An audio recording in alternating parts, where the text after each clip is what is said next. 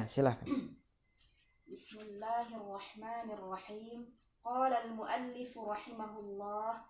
Pertanyaan keempat, kenapa Allah mengutus para rasul? Iya, pertanyaan keempat ini tentang mengapa, apa tujuan, hikmah dari diutusnya para nabi dan rasul. Nah, jawabannya? Jawab, Allah mengutus para rasul untuk mengajarkan kepada umat manusia hal-hal yang membawa kemaslahatan atau kebaikan dalam agama dan dunia mereka. Ya, Allah Subhanahu wa Ta'ala mengutus para nabi dan rasul ini untuk kemaslahatan kita, untuk kemaslahatan hamba Allah Subhanahu wa Ta'ala, kemaslahatan dunia, juga tentunya kemaslahatan di akhirat. Bukan merupakan suatu kewajiban atas Allah untuk mengutus para nabi dan rasul. Karena tidak ada sesuatu yang wajib bagi Allah. Tidak ada yang wajib bagi Allah Subhanahu wa Ta'ala untuk Allah Ta'ala lakukan. Tidak ada. Ya, tidak seperti perkataan mereka orang-orang Mu'tazilah yang mengatakan bahwa yajibu 'ala Allahi ay yaf'ala lil 'ibadi ma huwa aslahu lahum. Ya, mereka mengatakan bahwa Allah Ta'ala wajib untuk melakukan apa yang baik, ya, bagi hamba-hambanya. Ini pernyataan ini tentu tidak benar. Aqidah Ahlus Sunnah wal Jamaah, keyakinan kita, menyatakan bahwa tidak ada satu kewajiban pun atas Allah. Dan diutusnya para nabi dan rasul, Allah mengutus para nabi dan rasul, ini merupakan rahmat, merupakan rahmat bagi kita yang Allah berikan bagi kita. Tafaddulan minhu, ini merupakan karunia yang Allah berikan, bukan merupakan kewajiban atas Allah Subhanahu wa Ta'ala. Kalau seandainya Allah Subhanahu wa Ta'ala wajib menjadikan kebaikan bagi hamba-hambanya, tentu ya, semua hamba-hamba Allah akan dimasukkannya ke dalam surga. Tetapi tidak demikian. Dalam Al-Quran jelas Allah Ta'ala nyatakan bahwa sebagian hambanya ada yang masuk surga, namun sebagian lainnya ada yang masuk ke dalam neraka. La'anna jahannama minal jinnati wan nasi ajma'in. Allah Ta'ala akan penuhi, ya, neraka itu dengan manusia dan jin. Jadi ada yang masuk neraka, ada yang masuk surga. Kalau seandainya wajib atas Allah Ta'ala untuk menjadikan kebaikan bagi hambanya, tentu semua hambanya akan dimasukkannya ke dalam surga. Karena itu yang lebih maslahat, ya. Karena itu yang terbaik bagi kita masuk ke dalam surga. Apa ada yang mau masuk ke dalam neraka? Tidak ada yang mau masuk ke dalam neraka. Tidak mau ada yang disakiti, tidak mau ada yang disiksa. Ya. Namun itulah takdir Allah Subhanahu wa Ta'ala, ya, menjadikan sebagian umatnya, sebagian hambanya masuk ke dalam surga, sebagian yang lain masuk ke dalam neraka.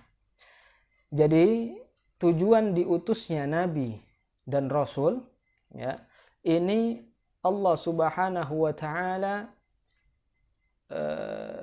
ingin menyampaikan melalui mereka, para nabi dan rasul, hal-hal yang maslahat bagi kita hamba-hamba Allah, untuk kebaikan kita di dunia dan di akhirat. Karena di sana ada hal-hal yang merupakan maslahat kita, kebaikan kita, namun tidak bisa itu kita dapatkan, kita hasilkan dengan akal pikiran kita. Itu hanya didapatkan melalui kabar yang disampaikan oleh para nabi dan rasul. Tidak ada, tidak bisa akal kita untuk sampai ke sana. Jadi kalau bisa itu semua dihasilkan dengan akal pikiran kita, tentu tidak perlu diutus nabi dan rasul.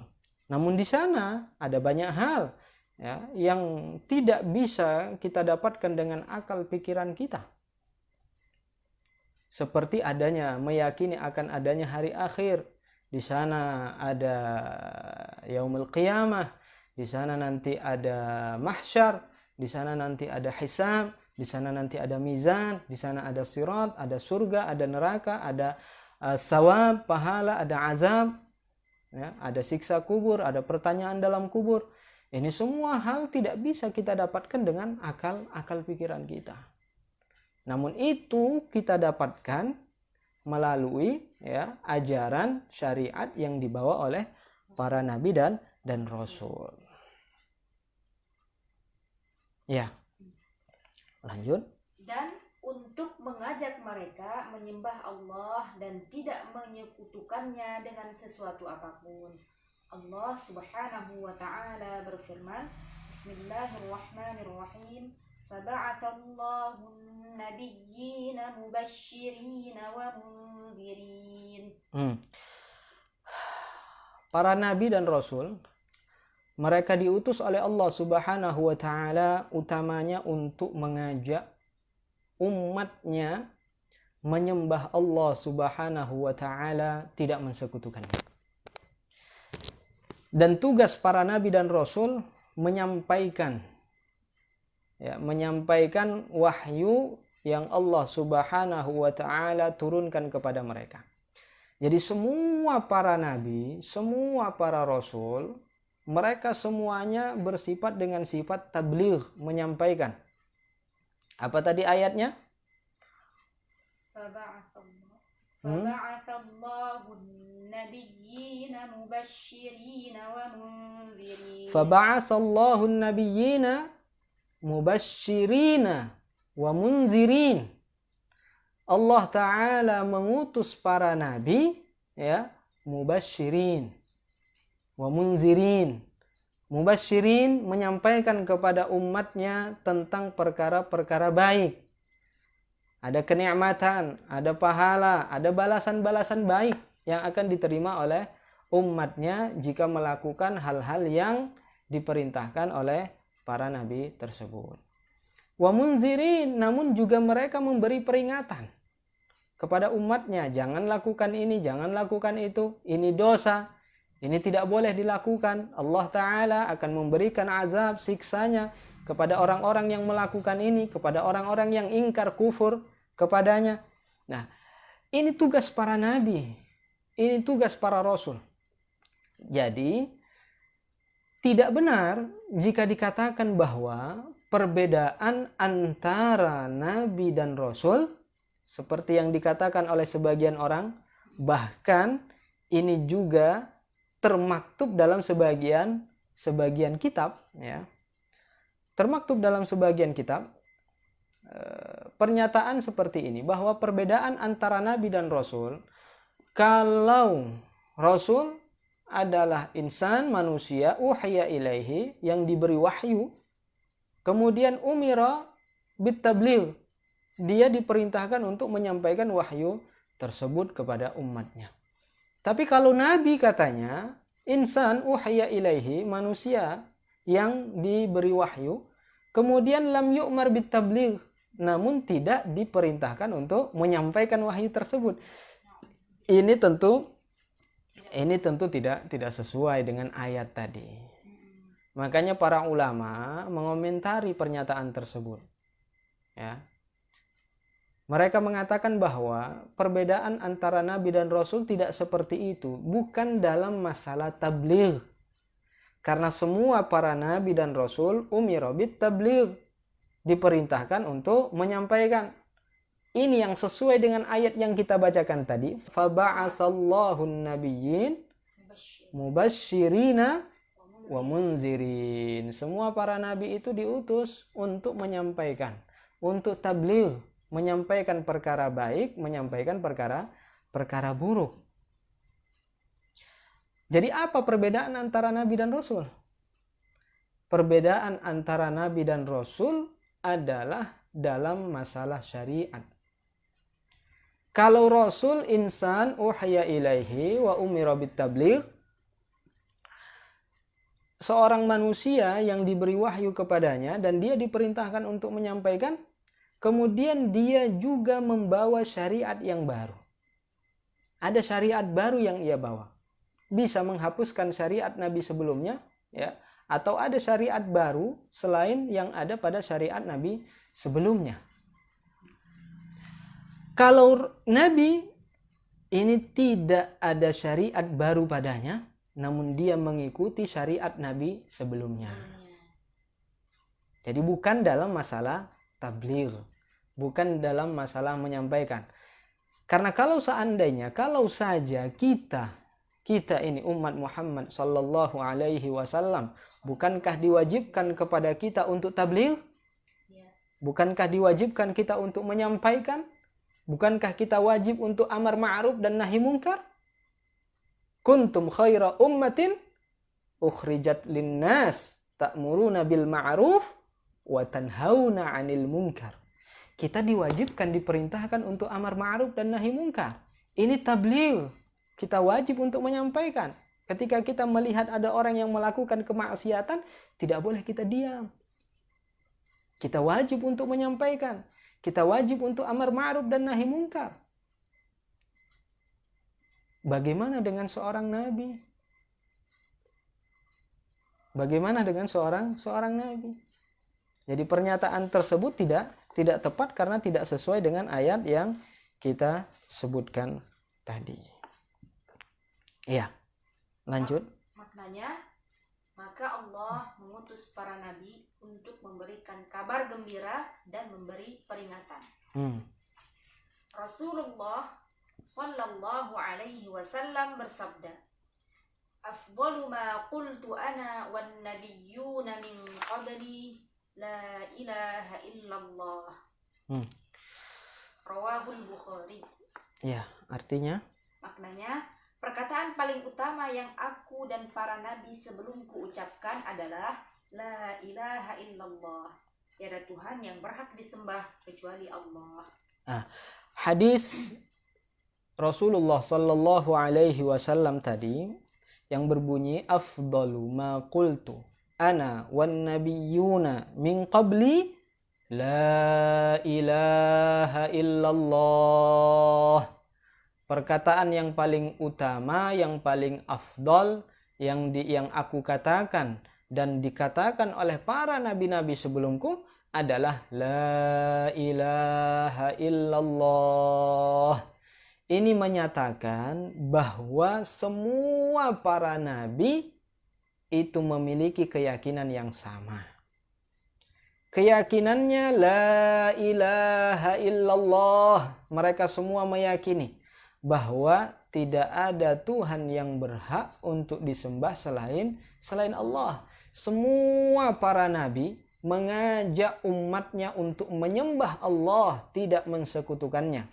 Semua para nabi mengajak umatnya untuk mensucikan Allah, tidak menyerupakannya dengan makhluknya. Jadi semua para nabi itu memiliki agama yang satu, yaitu Islam. Sesuai dengan firman Allah Subhanahu wa taala, "Innad dina 'indallahi al-Islam." Agama yang diridhai oleh Allah adalah Islam. Karenanya tidak tepat dan tidak benar jika ada orang yang mengatakan dengan ungkapan al-adyan as-samawiyah. Mereka mengatakan ada agama-agama samawi, katanya. Al-adyan as-samawiyah, agama-agama samawi. Mereka menginginkan bahwa setiap para nabi itu membawa agama-agama yang berbeda. Nah, ini tidak tepat, tidak benar. Tidak ada ungkapan al-adyan as-samawiyah. Karena semua para nabi agamanya sama. Semua para nabi keyakinannya sama. Ad-din huwal aqidah. Agama, ad-din, agama yang dimaksud dengan agama itu apa? Ad-din huwal aqidah. Yang dimaksud dengan agama itu adalah al-aqidah, keyakinan. Jadi orang dikatakan berbeda agamanya artinya berbeda keyakinan. Beda agama sama keyakinan, itu tidak benar. Beda agama artinya beda keyakinan. Jadi keyakinan para nabi sama, artinya semua agama para nabi itu sama. Jadi al-adyan as-samawiyah tidak benar perkataan tersebut. Rasulullah sallallahu alaihi wasallam dalam hadisnya menyebutkan al-anbiya ikhwatun li'allat dinuhum wahid wa ummahatuhum syatta. Rasulullah bersabda, al-anbiya ikhwatun li'allat. Para nabi, semua para nabi itu adalah ikhwah li'allat. Dalam bahasa Arab, ya, ikhwatun li'allat itu artinya ikhwatun li'abin. Saudara seayah, beda ibu. Ya, itu perkataan orang Arab kalau mengatakan ikhwah li'allat artinya ikhwah li'ab. Ini saudara seayah, beda ibu. Kalau mereka ingin mengatakan bahwa saudara seayah dan seibu, sama ayahnya sama ibunya, saudara kandung kita mengatakan. Orang Arab mengatakan apa? Ikhwatun asyiqqa. Ikhwatun asyiqqa namanya. Saudara kandung. Tapi kalau saudara seayah namanya ikhwatun li'allat. Kalau saudara seibu, ibunya sama, ayahnya beda. Nah, ibunya satu, ayahnya banyak. Setiap menikah, lahir anak. Menikah lagi, lahir anak lagi. Menikah lagi, lahir anak lagi. Banyak anaknya, namun beda-beda ayahnya. Bukan berarti seorang perempuan boleh menikah lebih dari satu orang laki-laki dalam satu waktu. Tidak boleh. Perempuan nggak boleh menikah kepada lebih dari satu laki-laki, ya, selama laki-laki itu masih berstatus suaminya. Nggak boleh. Nah, tapi kalau laki-laki boleh. Laki-laki boleh menikah lebih dari satu perempuan dalam satu waktu. Boleh. Tapi kalau perempuan tidak boleh. Ya. Ini bukan mengecilkan perempuan, tidak. Tapi ini aturan agama. Mau bagaimana lagi? Nah, kalau saudara seibu, apa bahasanya? Saudara seibu namanya ikhwatun li'akhyaf. Ikhwatun li'akhyaf. Saudara seibu. Saudara seayah namanya ikhwatun li'allat. Ini yang disebutkan dalam hadis bahwa para nabi itu ikhwatun li'allat, saudara seayah. Namun bukan artinya, kok bisa begitu? Bukan artinya mereka saudara seayah secara zahirnya, tidak. Namun yang ingin disebutkan oleh Rasulullah sallallahu alaihi wasallam adalah penserupaan. Ingin menyerupakan seperti para nabi itu seperti halnya saudara seayah. Nah, ini penafsirannya seperti yang Rasulullah tafsirkan dalam kelanjutan hadisnya. Rasulullah bersabda, al-anbiya ikhwatun li'allat. Kemudian apa? Dinuhum wahid wa ummahatuhum syatta. Ikhwatun li'allat itu maksudnya saudara seayah, yang dimaksud adalah sama agamanya. Jadi seayah maksudnya seagama. Sama agamanya. Satu ayahnya maksudnya agamanya satu. Dinuhum wahid, agama mereka sama, satu, yaitu Islam. Wa ummahatuhum syatta, ya, dan ibu mereka berbeda-beda, maksudnya adalah syara'i'uhum syatta, ay mukhtalifah. Syariat mereka berbeda. Semua syariat yang dibawa oleh para nabi dan rasul itu berbeda-beda. Nah, ini yang dimaksud dengan saudara seayah. Ayahnya sama, ya, namun ibunya berbeda. Maksudnya ayahnya sama, agamanya sama, kemudian ibunya berbeda, maksudnya syariatnya yang berbeda. Oleh karenanya, mari kita ingatkan orang-orang yang mengatakan al-adyan as-samawiyah. Ungkapan ini tidak benar. Ungkapan ini tidak benar.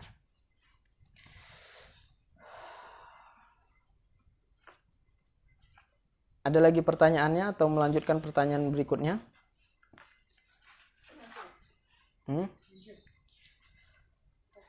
Ya, sebelum kita melanjutkan ke pertanyaan berikutnya, ada faedah yang disebutkan pada pertanyaan ini, bahwa Nabi yang pertama diutus oleh Allah Subhanahu wa Ta'ala itu adalah Nabi Adam alaihis salam. Nabi pertama yang diutus adalah Nabi Adam alaihis salam.